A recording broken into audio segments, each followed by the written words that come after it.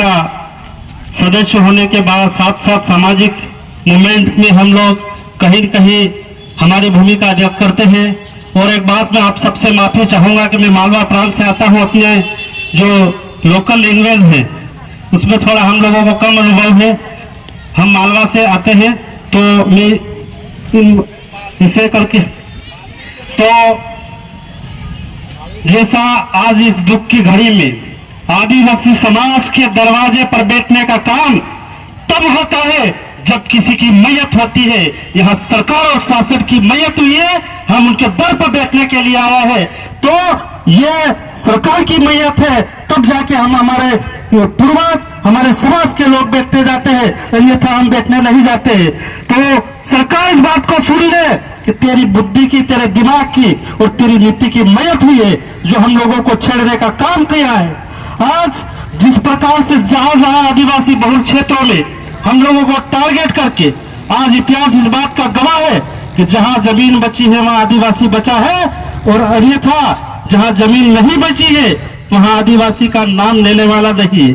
कई ऐसे प्रांत है जहां आदिवासी नाम भी नहीं, लेकिन जो आदिवासी बहुल डिस्ट्रिक्ट है, क्षेत्र है, अनुसूचित क्षेत्र है, वहां पर इस प्रकार से खदेड़ करके, तितर बितर करके, उनकी जनसंख्या को कम करके, वहां का जो पॉपुलेशन जो गाइडलाइन है उसको कम करके उसको अनुसूचित क्षेत्र से बाहर करने का एक बहुत बड़ा षड्यंत्र ये भाजपा और आरएसएस की सरकार करने जा रही है। यह बात हमको समझना पड़ेगा।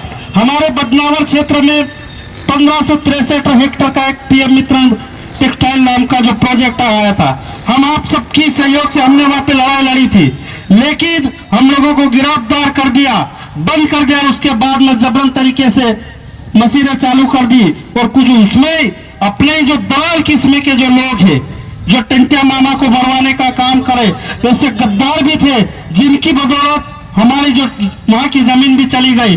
तो हमको ये तय करना पड़ेगा कि सदन में बैठा हुआ, इस मैदान में बैठा हुआ प्रत्येक व्यक्ति आपका हितैषी है कि नहीं है, और इस क्षेत्र का जो प्रतिनिधित्व कर रहा है वो व्यक्ति भी हमारा हितैषी है कि नहीं है।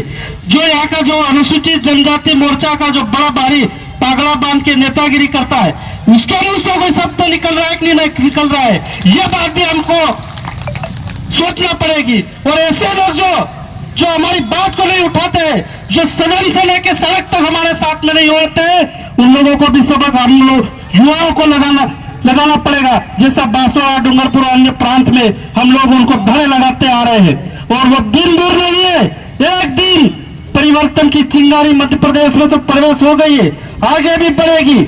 लेकिन उससे पहले हमको यह संकल्प और प्रण लेना पड़ेगा कि जमीन किसी कीमत पे नहीं जाए। और जो गद्दार किस्म के लोग हैं उनको समझाओ कि पहली पीढ़ी में आप समझ जाओ, अन्यथा आपके बच्चे भी भीख मांगने पे मजबूर होंगे और उन लोगों के टॉयलेट साफ करने पर मजबूर होंगे। तो यह बात हमको सुनिश्चित करना पड़ेगा। आगे जो नियम कायदे की बात कर रही है, यह जो सरकार है पूरी तरह से संविधान विरोधी है। ये सुप्रीम कोर्ट के माध्यम से कहलाती है, कभी कभी मोहन भागवत के मुंह से कहलाती है कि रिजर्वेशन पर समीक्षा होना चाहिए। क्यों समीक्षा होना चाहिए मोहन भागवत? तेरे बाप ने दिया क्या रिजर्वेशन कि उस पर समीक्षा होना चाहिए? समीक्षा क्यों होना चाहिए? जब 70 साल में हम लोगों को यहाँ पर आने का मौका मिला, जब मंच पर हम आप इस प्रकार की हमारी बात को रखने का हम लोगों को मौका मिला, तब जाकर आप समीक्षा करने की बात कर रहे हो। तो ये जो पूरी तरह से आदिवासी की दुश्मन सरकारें हैं, जो रन्नी की तरह खेल करके हम लोगों को तितर बितर खत्म करने का षड्यंत्र रच रही है, इन्हीं बातों को हम लोगों को समझना पड़ेगा। बहुत सारी बातें बहुत वक्ताओं ने आपको हम सबको बताई है। इन्हीं शब्दों के साथ मैं अपनी बात को यही विराम देता हूं। धन्यवाद।